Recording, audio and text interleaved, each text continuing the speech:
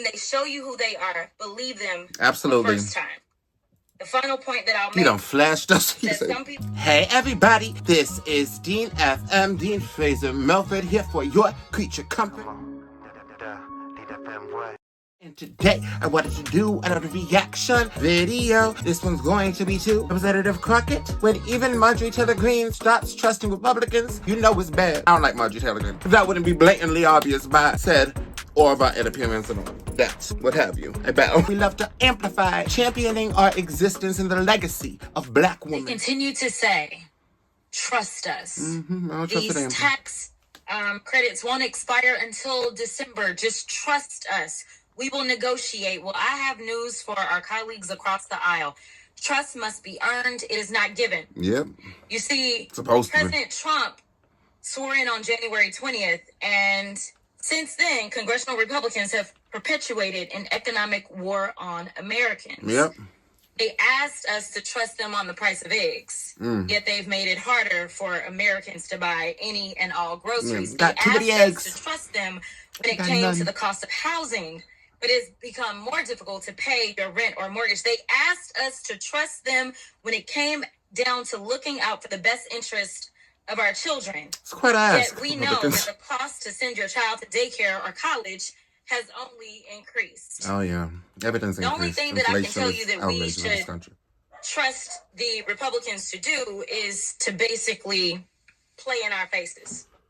You see, the one thing that we should do is distrust everything that they say, and that is why Democrats are here today. I had to take a pause because my dog was barking, but let me just say, Republicans have some nerve, quite the gall, don't they? Some gall up in the balls, and I don't know. I'm not here for the fakeness. I'm not here for being told to trust and to be gaslit. Just, no. At the end of the day, the facts speak for themselves. The numbers speak for themselves. The struggles, oppression speaks for itself. We showed up to work because we understand that in this shutdown, we are still getting paid. Yeah. Unfortunately, those that work for the federal government are not going to be paid. They are about to miss their first checks. And so it is so interesting that someone can say, we're not going to show up to work. We're not going to do everything that we can to reopen the government.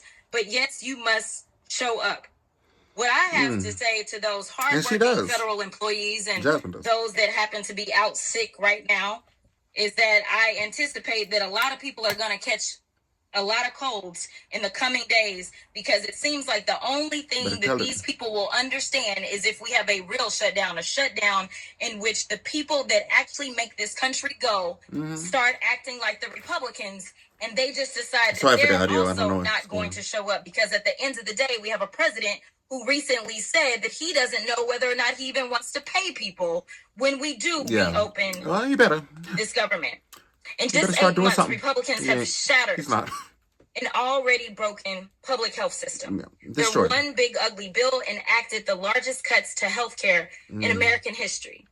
Texas, under Republican rule for over 30 years, already had the highest uninsured rate in the country. Wow. And now an additional 1.6 million Texans are projected to lose their health insurance. I know somebody who may lose their health insurance. But I want to be clear about this. This isn't just about those that will lose health insurance, because at the end of the day, we all will be impacted. Yeah. Everyone's healthcare costs will go up, and everyone the price is already gone up. Missing a hospital or a doctor because of the reckless policies of the Republicans. Just in my district, a 60-year-old couple making $80,000 a year would see their premiums increase by nearly $20,000. A family of not a billionaire is getting $4,000 a year would see an increase of $2,571, roughly 197%. Stripping away healthcare is just one aspect of their economic and healthcare assault on Americans. Yeah. They've eliminated critical funding for local health departments and community organizations doing critical public health work. So we're here today because Republicans have once again chosen to prioritize billionaires and corporations over everyday Americans. Veterans, teachers, law enforcement officers, members of the military, factory workers, bus drivers, all of whom will be hurt by Republican healthcare assault on Americans. Yes. I'm here today to speak for the 90,000 people in my district who will see an increase in their healthcare costs. She's a good voice. And the millions of Texans who could lose their coverage if we don't extend the tax credits. Yeah. And I wish that Republicans would put as much energy into doing their jobs and protecting healthcare of their constituents as they do into protecting Jeffrey Epstein and Ghislaine Maxwell. Maya Angelou said, when they show you who they are, believe them absolutely. The first time. The final point that I'll make is that some people in this building know that I have a best friend by the name of Margarine Taylor Greene. She even recently stated, I'm going to go against everyone on this issue because when the tax credits expire this year, my own adult children's insurance premiums for 2026 are going to double. I don't care, but she's not going to outright chastise the president. The fact that Margaret and I agree on anything tells you how bad this is.